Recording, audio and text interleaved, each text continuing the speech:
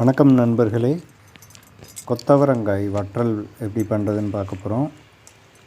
இயற்கை வழி வேளாண்மையில் பத்மஸ்ரீ டாக்டர் சுபாஷ் பாலேக்கர் ஐயாவுடைய எஸ்பிகே சுபாஷ் பாலேக்கர் கிருஷி அப்படின்னு சொல்லக்கூடிய நாட்டு மாட்டு சாணம், கோமியம், தட்டைப்பயிறு மாவு, நாட்டு சர்க்கரை, நிலத்து மண் எல்லாம் பயன்படுத்தி ஜீவாமிர்தம் பயன்படுத்தி கனஜீவாமிர்தம் பயன்படுத்தி விளைய வச்ச கொத்தவரங்காய்.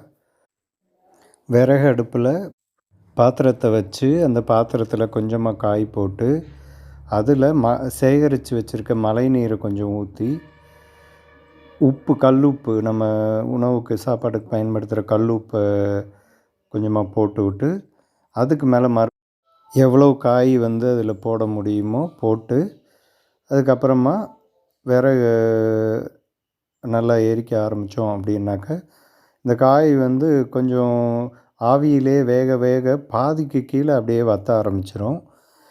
மொத்தத்துக்கு பார்த்திங்கன்னா ஒரு 11 கிலோ பச்சை காயை நம்ம அவிச்சு காய வச்சு வத்தல் எடுத்தோன்னா 1 கிலோ வத்தல் தான் நமக்கு கிடைக்கும். அதனாலே பார்த்திங்கனாக்கா ஒரு விலை இது அதிகமாக கொடுக்க வேண்டிய கட்டாயத்துக்கு தள்ளப்படுறோம்.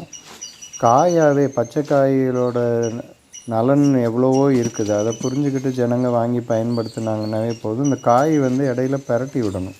வேகாத காய் மேலாக இருக்கும், பிரட்டி அது கீழே கொண்டு போகணும்.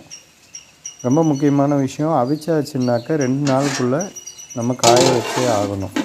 அதனால் வெயில் காலம், நல்ல வெயிலாக இருக்கிற நேரம் பார்த்து தான் இந்த வேலையை செய்யணும். இல்லைன்னா பூஞ்சானம் பிடிச்சி வீணாக போயிடும். இதோட மருத்துவ குணங்கள் எவ்வளவோ இருக்குது. இந்த காய் அவிச்ச பிறகு கொஞ்சமாக இருக்கிற தண்ணியை வடிகட்டி இந்த தண்ணி மறுபடியும் அடுத்து காயை அவிக்கிறதுக்கு பயன்படுத்திக்கிடலாம். இதை அவிச்ச காயை தண்ணி வடிஞ்ச பிறகு மொட்டை மாடியில் நல்லா அலசி விட்டு எந்த தூசி எதுவுமே இல்லாமல் சுத்தம் பண்ணி தண்ணி ஊற்றி அலசி விட்டு காஞ்ச பிறகு இந்த காயை பரவலாக அங்கே காய வச்சு, அதே இது காய வச்சது பார்த்திங்க அப்படின்னாக்க ஒரு வாரமாவது நல்லா காயணும். நம்ம சொன்ன மாதிரி வெயில் காலன்றதை தயவுசெய்து பார்த்துட்டு இந்த வேலையை செய்யுங்க. இந்த காஞ்சிருச்சுனாக்கா வத்தல் இப்படி எடுத்து கையை வச்சு ஒடிச்சு பார்த்தோன்னாக்கா சொடுக்குன்னு ஒடியணும். அந்தளவுக்கு நம்ம நல்லா வெயிலில் காய வச்சு எடுத்து வச்சுக்கணும். இது நம்ம எண்ணெயில் போட்டு பொரித்து பயன்படுத்திக்கலாம். இதில் வேறு எதுவுமே சேர்க்க வேண்டியதில்லை. நல்ல மருத்துவ நலன் உள்ள ஒரு காய்.